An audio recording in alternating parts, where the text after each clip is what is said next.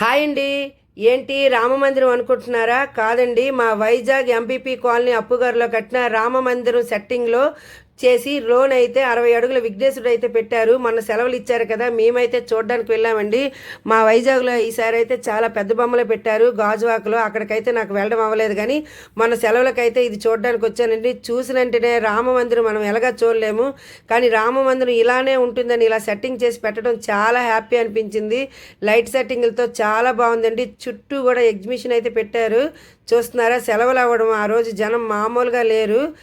ఫస్ట్లో అయితే ఎంట్రన్స్కి 100 to 20 rupees ticket ఉండేదైతే మేము వెళ్ళేసరికి మాత్రం 20 to 50 అయితే చేసేసారు. 50 అయితే లోన్కి వెళ్ళొచ్చంట దేవుడి దగ్గరికి. మేము కూడా 50 రూపీసే తీసుకున్నామండి. ఎంట్రన్స్లో ఒక రథం ఉండేదంట. మేము వెళ్ళేసరికి అయితే రథం అయితే ఏమీ లేదు, ఒక రాముడు ఒక బొమ్మే ఉందండి. చాలా అందంగా ఉంది ఆ బొమ్మ అయితే. ఇంకా అందరూ అయితే సెల్ఫీలు తీసుకుంటున్నారు, చూసారా.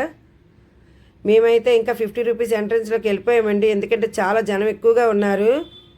చిన్న చిన్న పిల్లలతో వచ్చేసారండి, అంత జనం ఎక్కువగా ఉన్నారండి సెలవులు అవ్వడం వల్ల.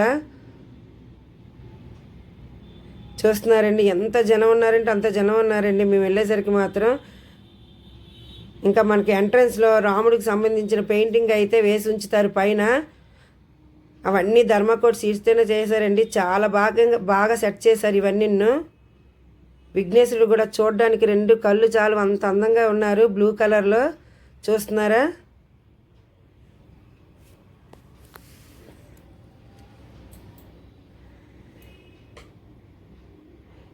ఇక్కడైతే ఇంకా 2 విశేషాలు ఉన్నాయండి. ఒకటి, ఇంకా రామసేతువు నుంచి తెప్పించిన నీటిలో తేలిన రాయి, ఇంకా మన అయోధ్య బాలరాముడికి తయారు చేసిన స్టోన్ మిగిలిన దాంతో రాయితో విఘ్నేశ్వరుడు అయితే చేశారంట. అదైతే ఇక్కడ అందరూ చూడడానికైతే తెచ్చిపెట్టారు. ఇంకా ఈ 2 విశిష్టలు అయితే చాలా బాగా ఎంజాయ్ చేశారు అందరూ. మనం ఎప్పుడూ చూడలేం కదండి అవైతే. నేనైతే ఫస్ట్ టైం చూడడము నీటిలో తేలిన రాయిని నేను ఎప్పుడు చూడలేదండి.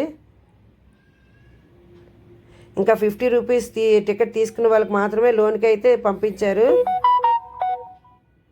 చూస్తున్నారండి, అదేని ఫ్లోటింగ్ స్టోన్ అని పెట్టారు ఇక్కడ, చూస్తున్నారా. నేనైతే ఫస్ట్ టైం చూడండి ఫ్రెండ్స్. ఇదైతే నేను కూడా ముట్టుకొని కాస్త మొక్కుకున్నాను, నాకు చాలా హ్యాపీ అనిపించింది.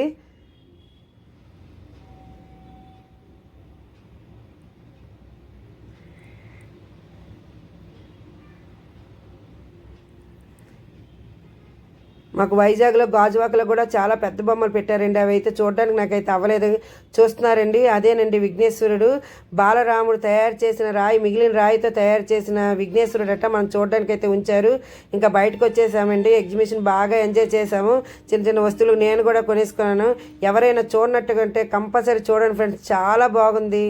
Bye friends.